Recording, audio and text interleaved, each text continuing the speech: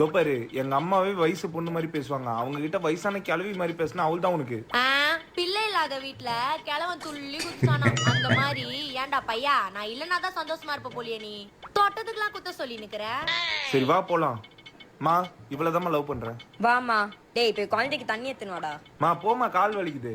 என்னம்மா இந்த பையன் உங்களை பெத்து வளர்த்து ஆளாக்குன ஆத்தாக்காரி ஒரு பச்சை தண்ணி கேக்குறா, அத கூட எத்தனை தர மாட்டீங்க.